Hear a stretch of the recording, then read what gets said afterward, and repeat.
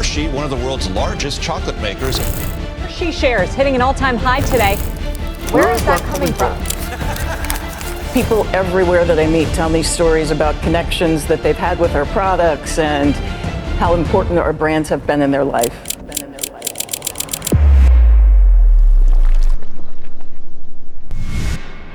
Hershey is one of the biggest chocolate companies in the world, worth nearly $47 billion. And yet, the Hershey Company was founded by a boy who struggled through poverty and went bankrupt multiple times. This is the true rags to riches story of a chocolate empire. This is the insane and inspiring story of Milton Hershey.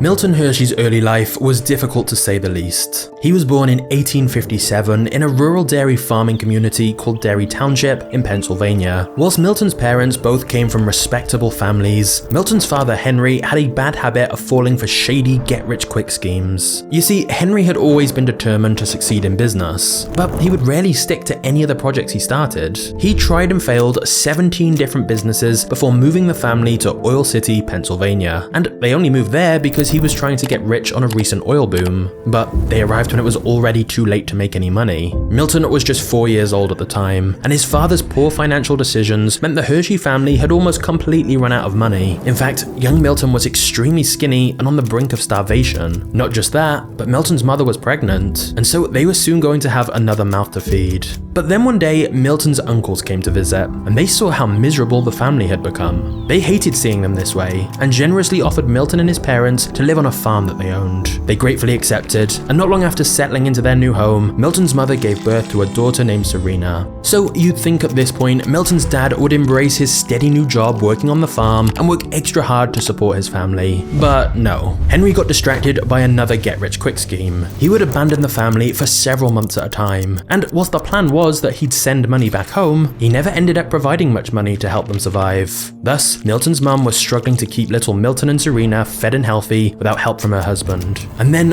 one brutal winter, while Henry was away, Serena became sick. At first, it was assumed maybe she just had a cold, but as a red rash began to spread across her body, it soon became clear she had scarlet fever. She passed away at just 4 years old. This tragic incident of losing their daughter was the final straw in the relationship of Milton's parents. Meanwhile, young Milton's chaotic home life was rubbing off in his school life too. He was struggling badly, and whilst he had learned to read and write, before he even got to the 5th grade, he was forced to drop out of school so that he could work instead. When Milton was 13 years old, he got his first apprenticeship with a newspaper. In fact, Milton's dad actually signed him up for a 5-year contract with the paper, as he believed this would be a great career for his son. There was just one problem. Milton hated the job. Not only was the owner extremely bad-tempered, but the job wasn't something Milton was interested in at all. The newspaper had been his father's dream, not his, and yet he'd been signed up for 5 years of this. So one day whilst at work, Milton deliberately dropped his hat into a printing machine so that it would break.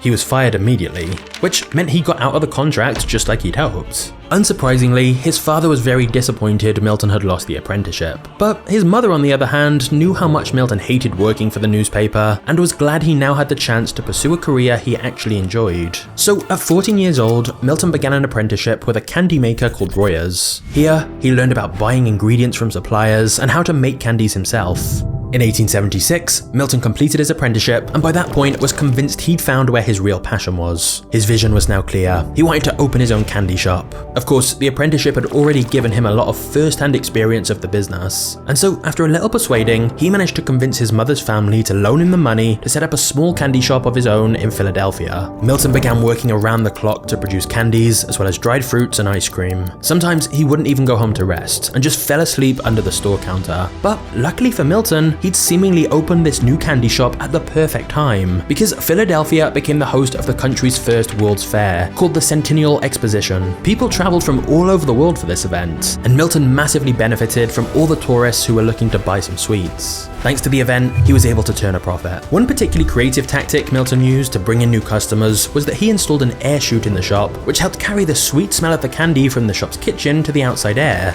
enticing passers-by to come inside the shop and buy something. There was one big problem though. Milton was doing pretty much all of the work on his own. He couldn't afford to buy large equipment or hire employees to help make more candy, so no matter how hard he worked, he couldn't produce large enough volumes of candy to stay profitable. Plus, the price of sugar and some of his other ingredients were increasing. And of course, once the World's Fair had ended, less customers were passing by the store. Pretty soon, Milton was falling behind on his bills, and he was in constant fear that his suppliers would cut off his line of credit. Then one day in 1881, Milton's father Henry showed up and offered to help his son run the business. Despite knowing that his father had a terrible track record in business, Milton gladly accepted, since he needed all the help he could get. Working so much had been making Milton ill, and he knew support was necessary. And the good news was that his father came prepared with lots of ideas that he felt could help grow Milton's candy business. The bad news was that his father's ideas were all expensive. For example, producing cough drop candies and spending lots of money on a large window display. Unfortunately, Milton put too much trust in his father's big ideas, and he spread himself too thin financially. The business was soon in desperate need of more money, and fast. So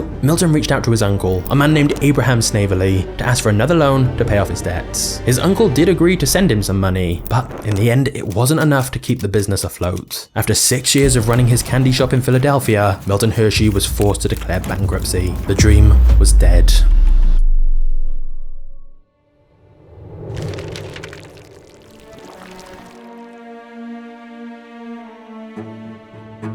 After failing with his first business in Philadelphia, Milton Hershey moved to New York City to try again, as he thought part of the problem with his first venture had been the location. But instead of opening a new store right away, Milton decided to work for another business first to learn what was popular in New York.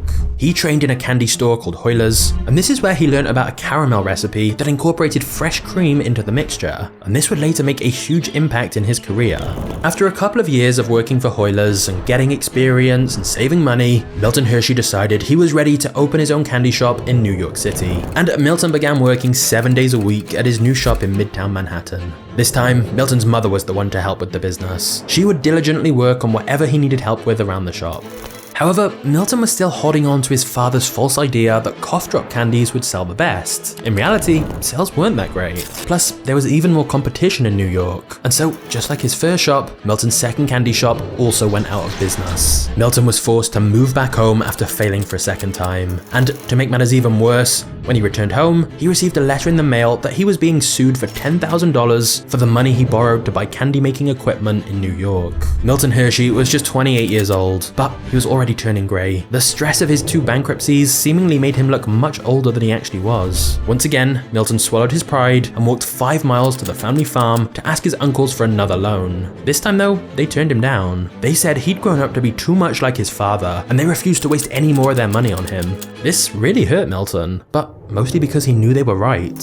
He felt guilty for letting his family down, but he would later reflect that wanting to prove to his family that he could be successful was one of the biggest motivations for him to keep going. So even though he had failed with 2 different candy stores, Milton Hershey did not give up on his dreams. After moving back to his home of Lancaster, Pennsylvania, Milton realized this was actually the perfect place to expand a caramel business, especially since Lancaster was one of the largest dairy producers in the country. The only trouble was finding the money to get started. By this point, his credit was ruined, and he could no longer rely on loans from his family. The one thing Milton did have though was some supplies left over from his failed business in New York. So using those remaining ingredients and the fresh milk that was readily available in Lancaster, Milton created a recipe for a new product, melt-in-your-mouth caramels, which proved to be extremely popular with the locals. Milton started small this time though. He made candy from home and then got a pushcart to travel around the streets of Lancaster selling his caramels. Of course, making these products by hand and selling them all by himself was not a very sustainable or scalable business. He really needed more funding so he could buy new equipment, but understandably the banks were very reluctant to loan him any money. However, in 1886, Milton's family once again came through for him. This time it was his Aunt Mattie. While she couldn't afford to give Milton the money herself, when she saw Milton's new caramels genuinely seemed to be a popular product, she agreed to co-sign on a $700 loan from the bank and put down her own house as collateral. Even with this, the bank was still hesitant to loan Milton the money, and so they wrote in the agreement that the loan needed to be paid back within just 90 days. Milton knew how serious the stakes were this time. If he failed to repay the bank loan in 90 days, his beloved Aunt Mattie, the only one who still seemed to believe in Milton, would lose her home. So, Milton didn't waste a second. Once he got the $700 loan from the bank, he used that money to buy new candy-making equipment and founded the Lancaster Caramel Company. And luckily, all of those years of trial and error with the previous ventures had not gone to waste. Milton learned from his past mistakes. In the big cities, there were dozens of candy shops to choose from,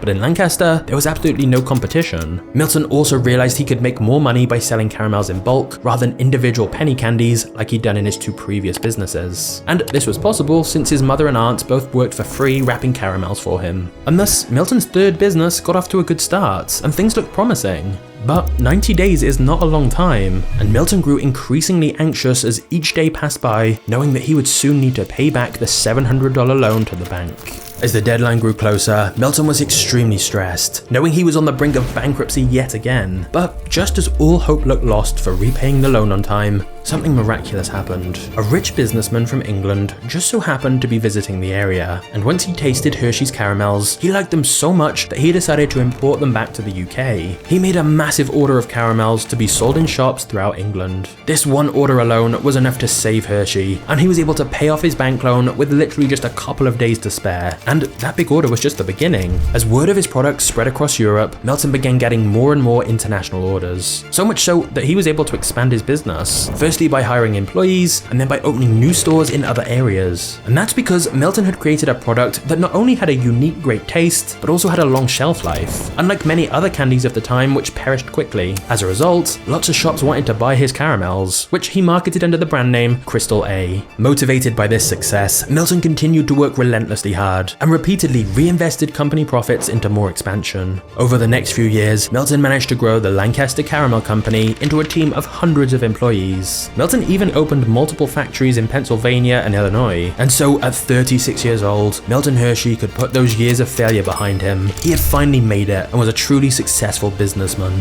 But this is not the story of just a successful businessman. This is the story of an empire, and that's because of one event in 1893 that changed Milton's life forever. But before we see how Milton Hershey built his business empire, let's talk about how you can build yours. Look, I know you've got a business idea in your mind, but I also know how overwhelming it can feel to actually start a new business. The good news is, it doesn't have to be. Today's sponsor, Shopify, is an all-in-one commerce platform that lets you sell products or services online, in person, and on all major social platforms. No technical experience is required at all. Within minutes, you can have a professional-looking online store and begin handling orders and receiving payments. Now, for me personally, I'd always wanted to build a business, because I didn't want my earnings to be capped, I didn't want to be limited to working in one place, and I definitely didn't want to have no control over what I work on every day. But I know if you watch this channel, you probably relate to some of that. So if you've been on the fence about starting something, Shopify gives you a simple way to turn your idea into a reality. And if you use my link in the description below, you get a completely free trial to test it out risk-free for yourself.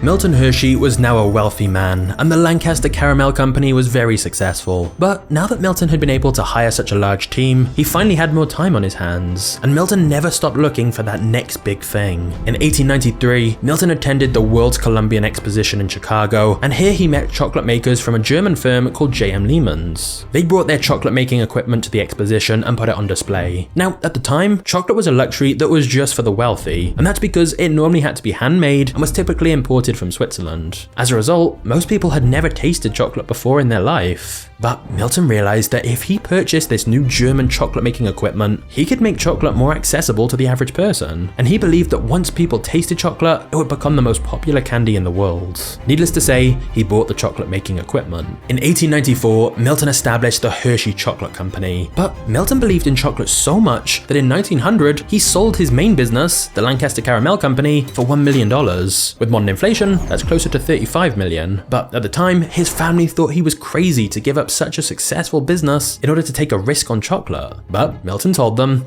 caramels are only a fad, chocolate is a permanent thing. Hershey had already seen in Europe that sales of chocolate had been cutting into the market share of his caramels, and so he could tell that a pivot was needed. And you have to give Milton credit here, because when you have something that's working well, like with Hershey's caramel business, it's easy just to try and maintain what you have rather than think about what comes next. Just look at how many market leaders have failed to innovate and fallen as a result. But Milton could clearly see the chocolate business was going to be far bigger than caramels, and so he went all in on it. However, Milton Hershey's success was not just from the fact he was early to get into the chocolate business, but instead because he was the first in America to perfect the mass production of milk chocolate. You see, Milton had hired a whole team to help them figure out how they could make milk chocolate that wouldn't turn rancid after a few days. It took a lot of trial and error, but eventually a man Milton hired named John Schmalbach found a way to warm and condense the milk without burning it, creating delicious milk chocolate that could be stored for months without going bad. Hershey rewarded him with a $100 bill for his discovery. A nice fee at the time, but a tiny price to pay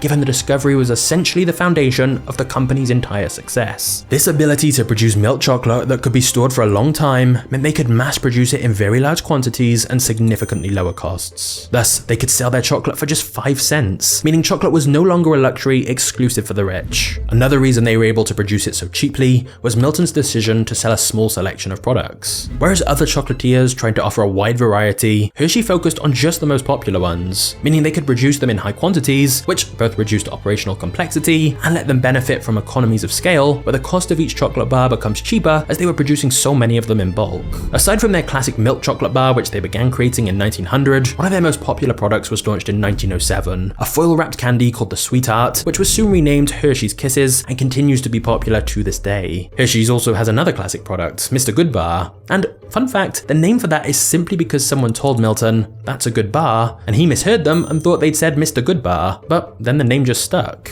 However, despite the success of Milton's chocolate business, Milton continued to work almost all hours of the day, every day. He was constantly trying to come up with ideas to grow the business. This story's Milton even paid janitors at schools not to pick up Hershey's wrappers off the ground so people would see the brand name more. However, Hershey's sneakiest tactic of all was that he told some of his most loyal employees to essentially go undercover and get jobs at competitor firms, such as the chocolate manufacturers in Europe, so they could learn their competitors' methods and trade secrets. By 1910, Hershey's sales topped $2 million and continued to grow rapidly from there, and so Milton's decision to sell his caramels business and go all in on chocolate had clearly been validated. Sadly, his beloved Aunt Mitty, who'd supported him and co-signed his bank loan, died of pneumonia right before his chocolate business began, and so she didn't get to see it. Milton did manage to escape some tragedy himself though, as in 1911, Milton had bought tickets for the Titanic and was due to set sail on April 10th, 1912. However, due to a last-minute business matter that cropped up, Hershey decided to cancel the trip at the last minute. Of course, we all know how the Titanic ended up, so it was a lucky escape for Milton. But there's another decision of Milton's that's even more interesting, which is the fact that he decided to create his own town.